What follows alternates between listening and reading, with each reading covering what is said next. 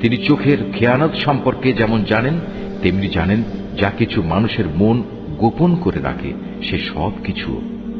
আল্লাহ তাআলা তার বান্দাদের মাঝে ন্যায় বিচার করেন, কিন্তু ওরা আল্লাহ তাআলাকে বাদ দিয়ে যাদের ডাকে তারা অন্যের ন্যায় বিচার তো দূরের কথা, নিজেদের কোনো বিচার ফয়সালাও করতে সক্ষম নয়।